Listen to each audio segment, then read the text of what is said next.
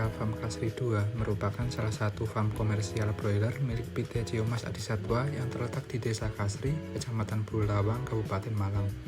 Farm ini memiliki total kapasitas 349.000 ekor ayam broiler yang dibagi menjadi 8 kandang dengan tipe closed tunnel ventilation system.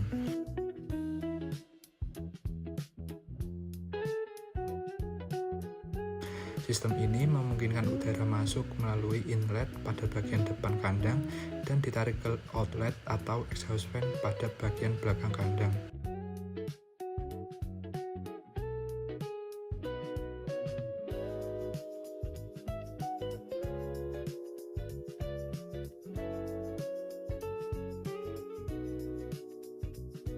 Biosecurity dan sanitasi pada Ciomas Komersial Farm Kasri 2 diatur dengan ketat melalui pembagian 3 zona, yaitu area kotor, area bersih 1, dan area bersih 2.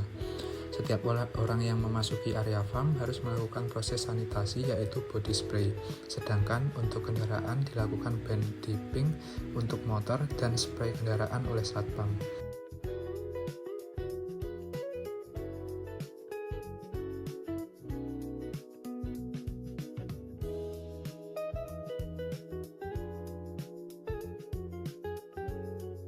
Kemudian, untuk memasuki zona peralihan atau zona transisi, setiap orang wajib untuk melewati ruang main dipping, men-shower, dan mengganti pakaian khusus yang disediakan oleh pihak farm.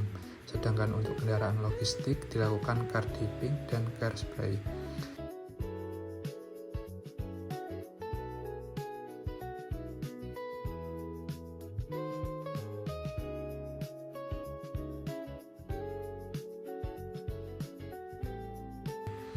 Selanjutnya, dilakukan food dipping dan body spray sebelum memasuki kandang. Semua rangkaian sanitasi ini bertujuan untuk mencegah resiko kontaminasi dan menekan berkembangnya agen penyakit seperti virus dan bakteri masuk area farm. Masuk ke dalam proses pemeliharaan, setelah selesai dilakukan proses panen, dilakukan pengeluaran sekam serta kotoran pada dalam kandang dengan cara dikeruk dan dimasukkan ke dalam sak, kemudian dikeluarkan dari kandang. Selanjutnya dilakukan proses penyapuan untuk memastikan sekam dari dalam kandang benar-benar bersih agar mempermudah proses pencucian.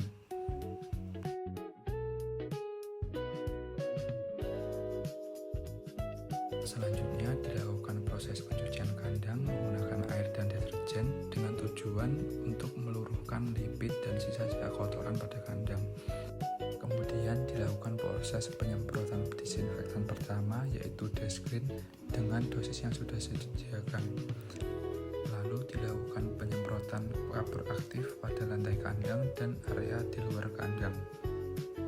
Setelah itu dilakukan penyemprotan insektisida menggunakan reagen dengan dosis yang disediakan, kemudian dilanjutkan dengan penaburan sekam dengan ketebalan 5 hingga 7 cm.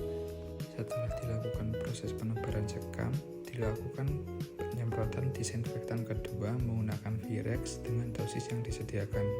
Setelah dilakukan proses sanitasi, kandang harus melewati fase downtime atau istirahat kandang kurang lebih 2 minggu. Kemudian dilakukan proses persiapan chicken yang meliputi persiapan baby chick feeder, nipple drinker, baby drinker, dan dilakukan preheating 5-8 jam sebelum kedatangan DOC.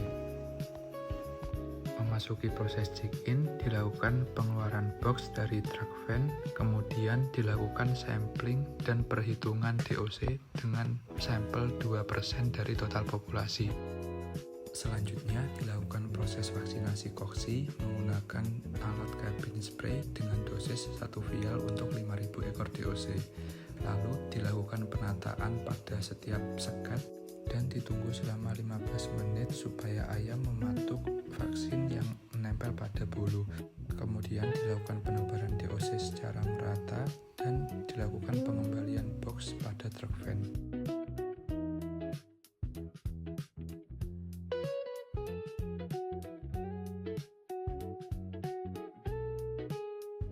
Pada fase brooding ini merupakan fase paling krusial sehingga perlu dilakukan crop field evaluation untuk memastikan ayam benar-benar makan sehingga pertumbuhan sel dan jaringan dapat optimal. Memasuki fase grower, kegiatan controlling harian yaitu membangunkan ayam untuk makan dan minum. Kemudian mengatur ketinggian dari nipple, ketinggian tempat pakan, serta laju output nipple sesuai dengan standar kebutuhan ayam broiler setiap umurnya.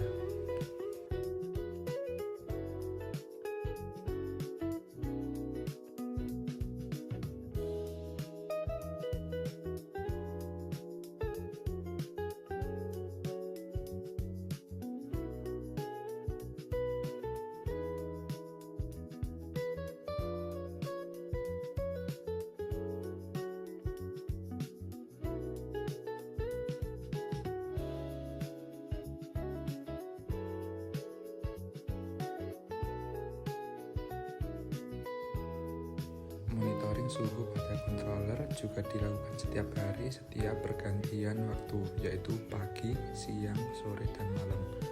Hal ini diperlukan agar kondisi suhu pada dalam kandang sesuai dengan kebutuhan ayam.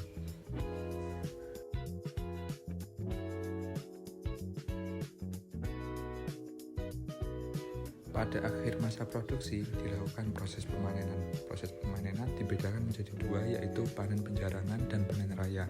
Panen penjarangan diambil oleh pihak RPA dengan bobot 1,4 sampai 1,5, sedangkan panen raya diambil oleh lokalan dengan bobot 2 kg ke atas.